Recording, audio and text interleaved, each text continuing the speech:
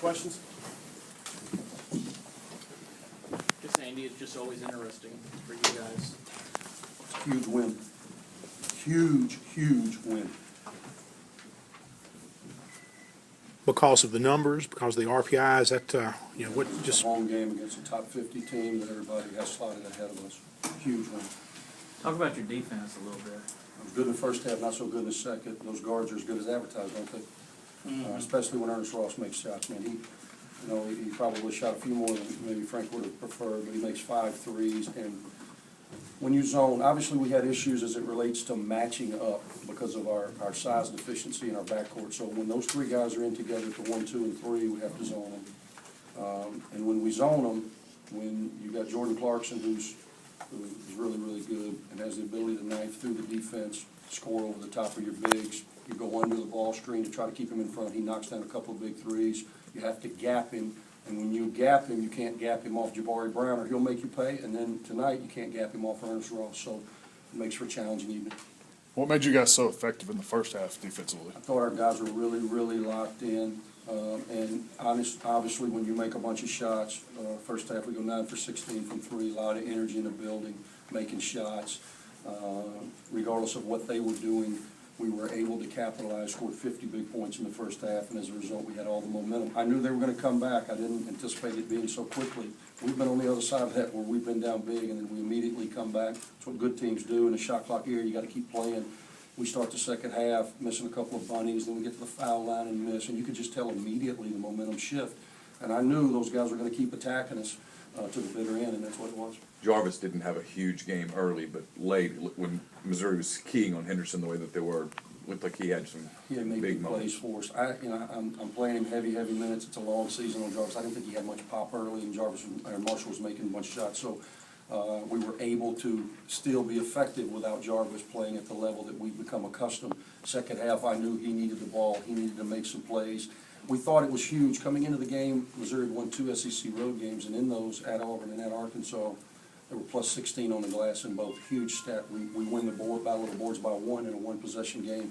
It all correlates. Along those lines, Sebastian was really active on the offensive glass. I don't have his numbers in front of He me. had 10 and he had 4 on the offensive glass. He ends up with 10 rebounds. AJ ends up with 11 rebounds, 6 off the offensive glass. A lot of those in the second half. Sebas was more in the first half in front of you guys. But when our front court can get 21 rebounds, it gives us a chance. Andy, did you think y'all came out in the second half tentative, or did that become the case after a couple of empty trips?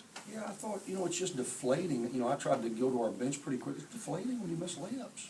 You can't miss layups. And then we scrapped a couple of times and got offensive rebounds, got to the foul line, empty trips from the foul line, and it really became contagious. If we could have made a free throw at the end, maybe not throw it to them. We're up 8 with 40-something seconds to play, and we have to sweat it to the bitter end. But it doesn't lessen the fact that we just beat a quality team, and hopefully it'll give us some momentum as next week we've got to go on the road for 2 hard games.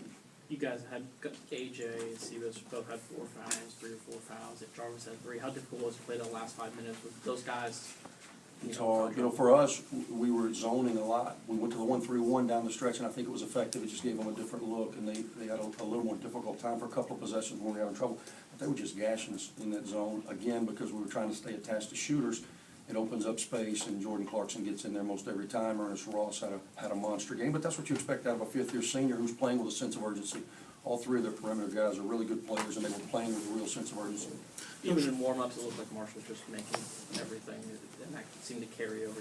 Could you tell a little bit different to him to start? Well, you know how he is. He makes 1, he makes 2. They were going to try to guard him without over-helping initially, and then they changed that formula. But when they do that, and we'll screen, and our timing, I thought our timing was good. I thought we were in good feng shui early, man, moving the ball, hitting him in rhythm, and he knocks them down. They changed their pattern in the second half, and that's when we have to finish at the basket. We struggled early, allowed them to get back in the game. Coach, I was going to ask you about Perez, the play he made on the loose ball foul when Snoop misses. Yeah, free huge throw. offensive rebound, huge. Yeah. It's a hustle play, it's a winning play. And Anthony was one of the guys I wasn't real excited with early in the second half, missed a layup, and then missed 2 free throws, hung his head. I took him out. For him to come in then and go 4 for 4 down the stretch from the free throw line, I thought Well, I mean, next showed hustle huge- play and then the 2 free throws. showed huge maturity. What makes Jarvis so good in those late game situations? Experience, winner. He's always won, he expects to win, he wants the ball, I want him to have the ball.